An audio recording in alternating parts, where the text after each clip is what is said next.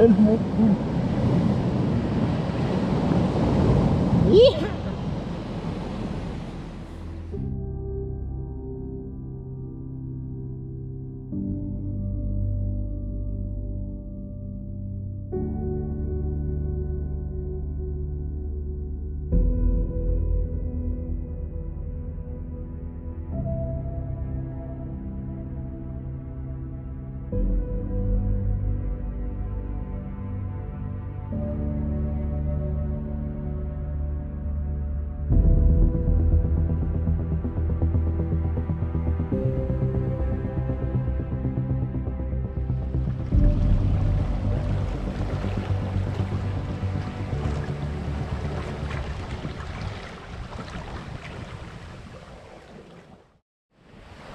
Mais on va pas faire du ciné toute la nuit. Hein. Non, je pense pas. Ouais, on serait pour un bras de course petit-déj à Ibis.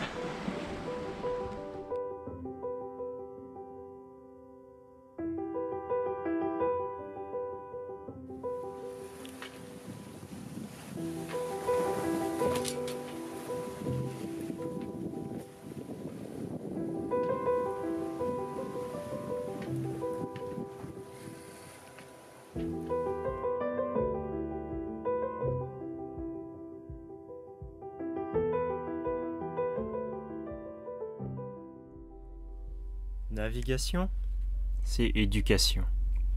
La mer, c'est la forte école.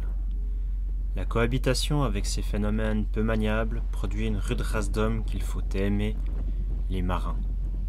Il n'y a pas d'autre conquérant qu'eux. Le voyageur Ulysse fait plus de besogne que le batailleur Achille. La mer trempe l'homme. Le soldat n'est que de fer, le marin est d'acier. Regardez-les sur le port, ces matelots, martyrs tranquilles, triomphateurs silencieux, mâles figures ayant dans le regard cette religion qui sort du gouffre. Ajoutons ceci. La navigation est le contraire de la guerre.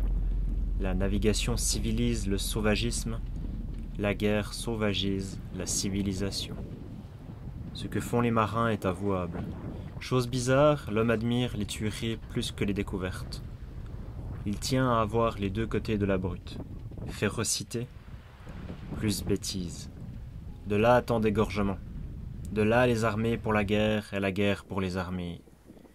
Le jour où Van Diemen sera plus populaire que César, le jour où la boussole sera préférée au glaive, le jour où l'amour des marins remplacera l'amour des soldats, ce jour-là, la paix sera facile.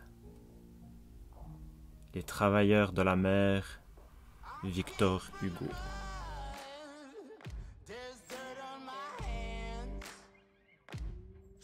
Bonjour et bienvenue sur Rasputin. Pour ce galop d'essai, je ne vais pas m'attacher à vous raconter une histoire bien filée. J'étais occupé à apprivoiser ma monture pendant ces 3 mois et c'était pas mon premier réflexe d'empoigner la caméra. J'ai finalement quand même rassemblé quelques jolies séquences et j'espère qu'elles vous plairont. On part du nord de la Bretagne, on se rend dans le sud de la France en passant par l'Espagne, le Portugal. On passe Gibraltar, on franchit les colonnes d'Hercule pour entrer dans la belle Mare Nostrum. Après une petite escale à Ibiza, on met le cap plein nord pour arriver à Sète avant le confinement. Je vous souhaite autant de plaisir à déguster ces images que j'en ai à vous offrir.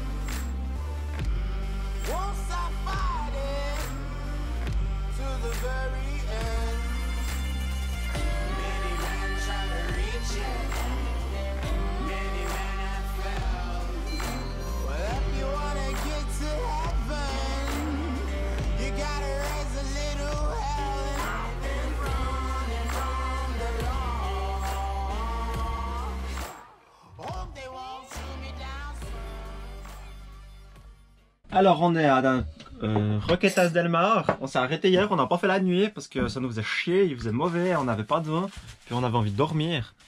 Alors on est dans un super port de pêcheurs. Mais il pleut, il va pleuvoir toute la journée. Et nous, après, on doit faire la nuit et il va pleuvoir. Alors voilà. Faudrait qu'on ait acheté du rhum.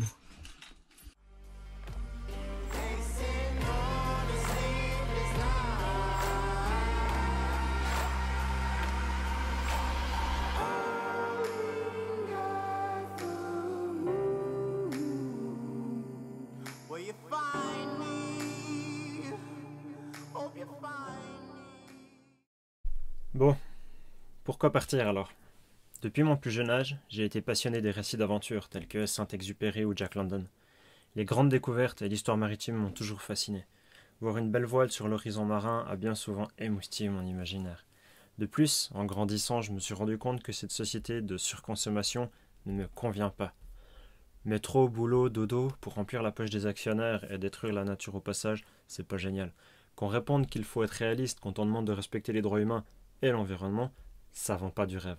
Bosser comme un fou jusqu'à la retraite et profiter de quoi? En plus, vu comme c'est parti, c'est pas dit qu'on laisse cette retraite, hein. Faut être réaliste. Et c'est encore moins sûr que le monde sera bon à vivre d'ici ces quelques décennies. Là aussi, faut être réaliste. C'est clair que j'ai de la chance, parce que je peux faire ce choix de vivre différemment. Je choisis de profiter de mon temps plutôt que de le dépenser à gagner de l'argent. Je suis certes privilégié, mais ça me paraît clairement pas impossible de transformer en profondeur notre société pour que tout le monde puisse, comme moi, plus profiter. À défaut d'être très engagé pour un monde meilleur sur le terrain, maintenant, je vais en tout cas pas apporter de l'eau au moulin de l'ultralibéralisme.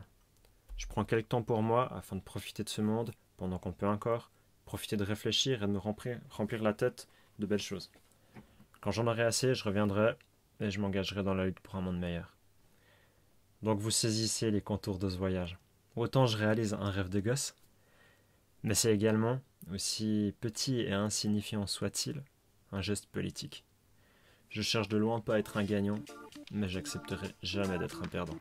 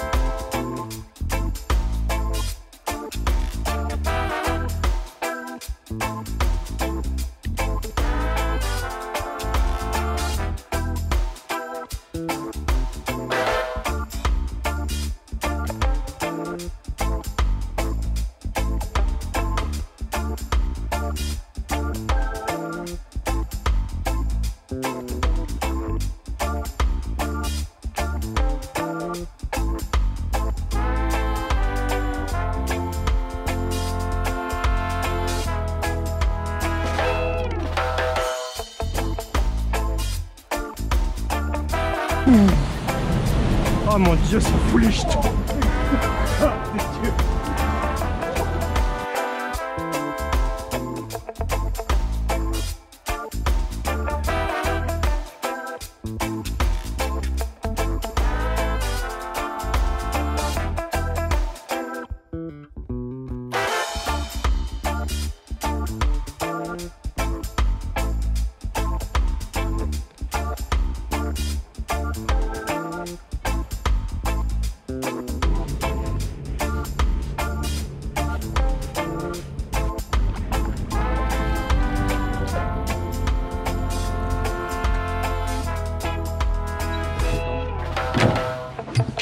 Allez, ciao. Aïe.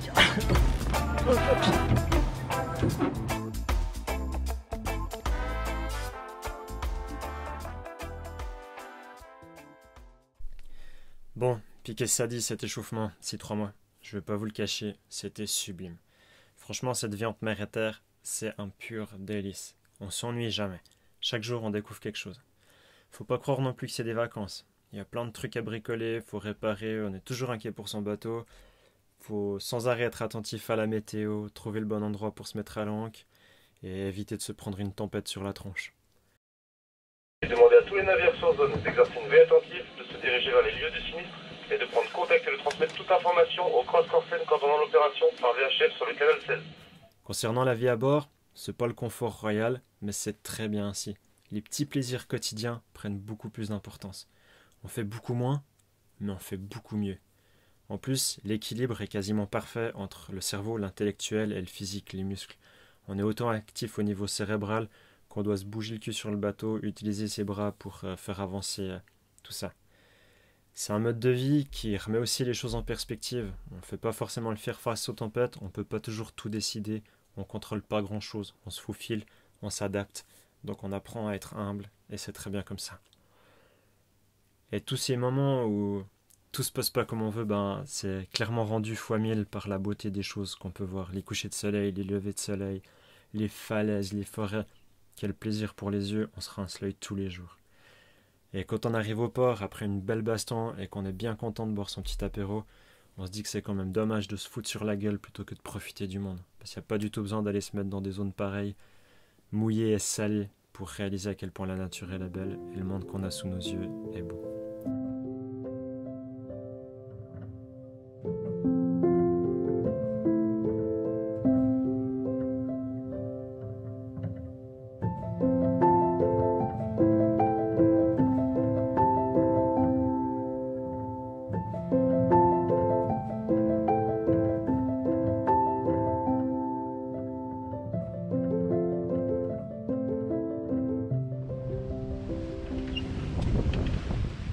Arrivé vers les îles de Siès, après une magnifique journée dans du 15-20 nœuds bien, au départ de Muros, c'était la journée entraînement. Oh, un arc-en-ciel! T'as vu? On a commencé par du pré et ensuite on a eu du travers et on a fait une prise de riz. Rouler le génois, tout enlever, un riz, deux riz, rouler le génois aussi, tout enlever, un riz, enrouler le génois, dérouler le génois. Et là on espère arriver au mouillage avant la pluie qui est là-bas. Belle journée quand même, super. Et les dauphins. Putain, une chier de dauphin qui joue avec les traves. Trop beau. Magnifique. C'est à ce moment-là que j'aurais dû sortir la GoPro. Voilà, maintenant c'est l'hiver. Je suis rentré en Suisse pour cette période. Rasputin, lui, il est resté dans le sud de la France. Il se fait rafistoler, il se refait une beauté pour ainsi dire. Et je dois vous dire que tout ce que j'attends c'est mai. C'est de repartir et d'aller cette fois probablement bien plus loin. Et très probablement aussi plus longtemps. Je sais pas vous, mais moi j'ai bien envie d'aller voir ce qu'il fait le soleil derrière cet horizon où il se couche tous les soirs. Vu les lumières qu'il y a là-bas quand il disparaît, ça a l'air d'être une sacrée teuf. Allez, on se retrouve l'année prochaine.